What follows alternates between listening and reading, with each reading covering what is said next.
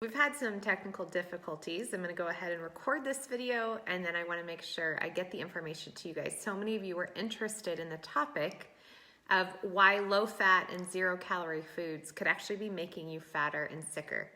My name is Susan Johnson. I'm a nutritional therapy practitioner. I'm also the founder of the Kick Cancer Movement, and I'm a presidential diamond with doTERRA Essential Oils. And I love using this online space to educate and empower you on how to live your healthiest life.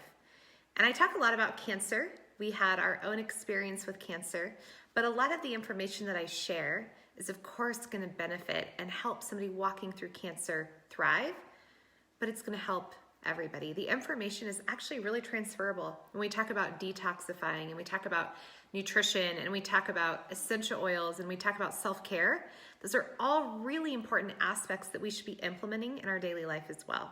Not just when we're faced with a really scary diagnosis like cancer. So today we're going to talk about why is it, or is it true, that low-fat and zero-calorie foods could actually be making you fatter and sicker. So interestingly enough, one of my very favorite food groups, or foods I should say, my favorite macronutrient is fat. And fat is something you can't actually live without. Fat is utilized by over 60% of your body. And I'm just going to run through a few scenarios with you so that you have a really good idea of why fat is so necessary. Fat, number one, is the preferred source of energy for your heart. Fat also surrounds every single cell in your body. The cell membrane that encompasses the cell, that protects the mitochondria, the nucleus, all the really important pieces of a cell, is protected by fat. Fat makes your sex hormones.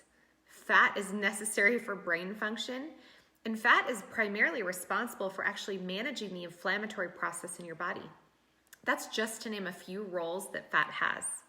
So it's actually really difficult to get fat when you're eating the right fats. And the right fats would be healthy sources of saturated fat coming from animals, coming from tropical plants like coconut.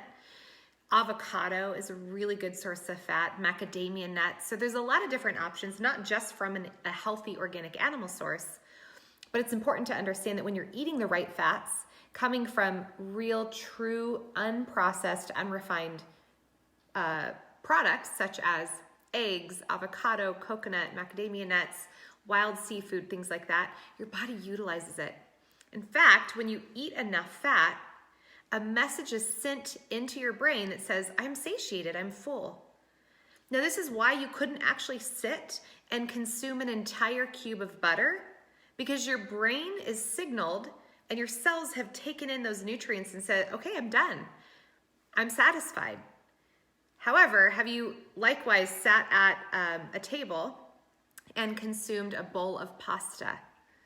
And you eat the whole bowl of pasta because you never actually get that signal. You're never actually notified by your brain saying, I'm full, until after you're done, and then you're so full it's uncomfortable. You notice that? So let's talk about why would a low-fat or zero-calorie food potentially make you fatter? So number one, when you ingest a fat, we talked about the signaling process already. So when you eat something that is full fat, like a macadamia nut, an avocado, a piece of wild salmon, butter, eggs, whatever it is, there is a message that's sent and communicated throughout your body, letting you know, letting your cells know, hey, here's some fat, open the receptors so we can take that fat in and utilize it for all those roles that I previously mentioned. Now, when you eat something that's low fat, it's actually not recognized as fat because your body, there's not enough fat in the product for your body to recognize it as fat. So therefore, do you know where it ends up being stored? It's stored in your adipose tissue as fat. Your adipose tissue is your skin. So it's actually converting into fat in your body when you're eating low-fat foods because your body doesn't recognize it as a fat, so it stores it like it would a carbohydrate. It's going to store it in your adipose tissue if it doesn't need to use it. Now, another thing that's important to understand with zero-calorie foods or non-fat foods, what food makers and producers do to make them still taste appealing and to make them still consumable is they actually replace the fat 9 times out of 10 with sugar or a sweetener. And maybe it's a no-calorie sweetener like an artificial sweetener or a sugar alcohol like xylitol. But here's the problem: when you're consuming a drink or a food that's 0 calorie or sugar-free, fat-free, whatever that looks like, and you ingest that, when you eat something sweet, another signal is sent in your body. And it signals that says, hey, calories are coming in. And when you eat something sweet that doesn't have calories, the example, in my opinion, would probably be energy drinks or diet sodas, gum that is artificially sweetened, but it doesn't have any calories, certain snack items. So when you ingest something that has 0 calories, but it's sweetened, another message is sent saying, hey, that sweet signals your body to go, calories are coming in.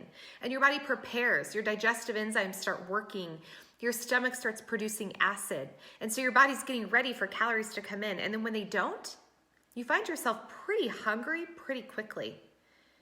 And I would bet that if you've ever been in this situation, you find yourself snacking and you find yourself eating more than you were planning to eat in the first place. And it's because your body was getting ready to prepare to digest these foods. And when you didn't eat foods that had nutrients in it, and you instead were eating low fat or low calorie, 0 calorie foods, your body doesn't know what to do. And so then it starts going into almost starvation mode, like, hey, get me some food, and you find yourself overeating. And oftentimes, aside from the fact that you could overeat, which is going to ultimately help you gain weight, it's also going to contribute to disease. Because when you're eating foods that don't have the right nutrients, such as fat, you're not able to help manage the inflammatory process. You're not able to help protect the integrity of your cell. You're not able to help support your heart, which is the preferred source of energy is fat. So therefore, you find yourself dealing with different illnesses and diseases. So it's important to understand that fat is a very misunderstood nutrient, and it's really, really important. My challenge for you is to read the blog post. I linked it here so that you can easily find it and read it. And I kind of break down the benefits of fat, why eating low fat. I go into a little bit more detail why eating low fat can actually make you fatter and sicker. And I even dig into a few myths that many people have unfortunately believed as truth. But my other challenge to you is today, when you're going to grab something that is labeled as a low fat, low calorie food, I want you to stop and I want you to replace that with a food that has a really good quality fat, such as a bag of macadamia nuts. You can run to Trader Joe's if you have one of those close to you. You can get some macadamia nuts. Any nuts actually would be a great option.